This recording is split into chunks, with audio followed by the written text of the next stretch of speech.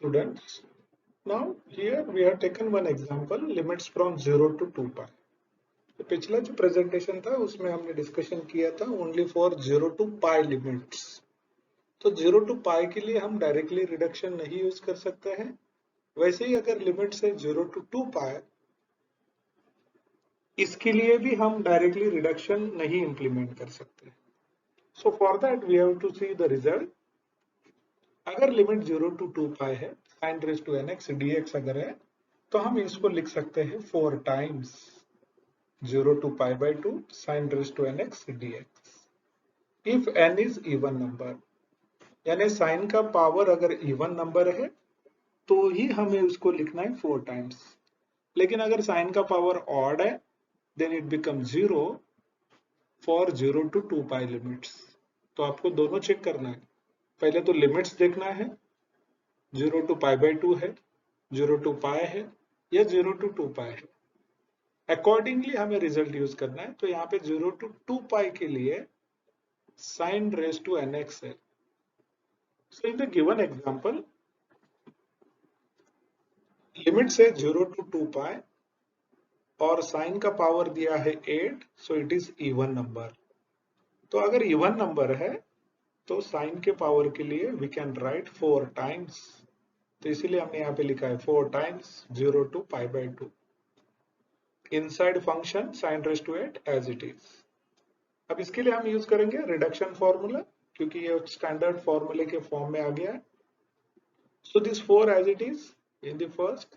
Next, sine का power 8 है तो हमें स्टार्ट करना है 8 minus 1 that is 7 5 3 1।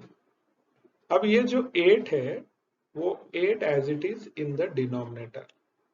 So it is 8 6 4 and 2 into pi by 2।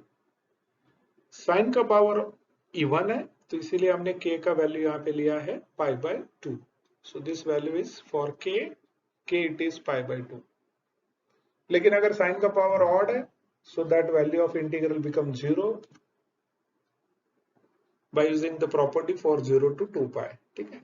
So if will calculate this, cancel the terms what ever it is possible.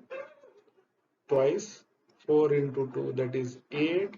So we have the answer 35 pi upon 64। Next example, पहला हमने sign के लिए देखा है, अब cos के लिए। Limit is 0 to 2 pi cos raised to 6x dx। तो यहां पर है cos का power even, cos raised to 6। तो अगर cos का पावर इवन है तो उसके लिए हमारे पास रिजल्ट है for 0 to 2 pi it become 4 times 0 to pi by 2 if n is even number। लेकिन cos का पावर अगर ऑड है तो उसका वैल्यू हमें 0 सब्स्टिट्यूट करना है, that value of integral become 0। So will start for this example 0 to 2 pi cos raised to 6। अब 6 ये जो है वो इवन नंबर है तो इसीलिए हमने रिजल्ट यूज करके लिखा है यहाँ पर 4 times 0 to pi by 2 inside function as it is cos raised to 6x। now implement here reduction formula. ये 4 एज इट इज लिखा है, cos का पावर है 6, so 6 minus 1 is 5 3 1। keep this 6 power as it is in the denominator 6 4 2 and multiply by pi by 2। क्योंकि cos का power है यहाँ पर इवन तो इसीलिए हमने यहाँ पर pi by 2 से मल्टीप्लाई किया। Now simplify this 4 and 4 get cancelled and this 3 with the 6 it will become 2। So our answer is 5 pi upon 8। Third example, पहला एग्जांपल साइन के लिए, दूसरा एग्जांपल कॉस के लिए। Now next example is for combination of sine and cos. ठीक है। तो sine cos combination के लिए वी हैव द रिजल्ट। अगर 0 to 2 pi लिमिट है sin raised to n cos raised to n then it become 4 times। कब हो सकता है ये 4 टाइम्स? अगर दोनों पावर इवन है तो। यानी साइन और कॉस का पावर दोनों अगर इवन है तो ही हमें इसको 4 टाइम्स लिखना है। लेकिन अगर दोनों में से दोनों अगर इवन नहीं है, so in that case value of that integral is 0। अब देखिए लिमिट है यहाँ पर 0 to 2 पाई। गिवन एग्जांपल में साइन का पावर है 4, that is even number, cos का पावर है 6, इट इज इवन नंबर। तो हमें इसे रिजल्ट में लिखना है 4 times 0 to pi by 2 sin raised to 4 and cos raised to 6। Inside function वैसे ही रहता है, सो विच इज इक्वल्स टू, तो साइन और कॉस दोनों इवन पावर में, इसीलिए हमने यहाँ पर उसको 4 टाइम्स का जो रिजल्ट है वो यूज किया है 4 टाइम्स। अब ये आगे हमारे रिडक्शन फॉर्मूले में, तो हमें स्टार्ट करना है। Sine power is 4, 4 minus 1 is 3, 1।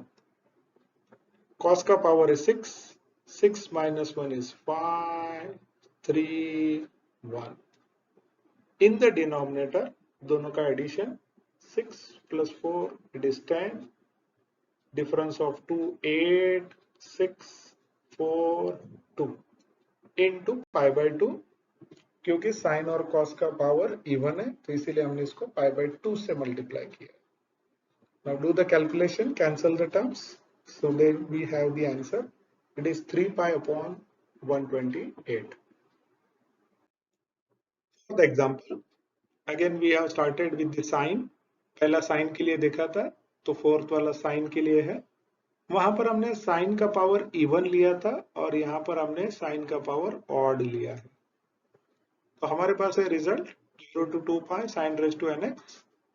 Sign का पावर अगर ऑड है, so we have this condition, then value of this integral becomes 0 for the limit 0 to 2 pi। So by using this result, हमें यहाँ पे रिडक्शन अब use नहीं करना है। साइन का पावर ऑड है और लिमिट है 0 to 2 pi, so that value of this integral is 0।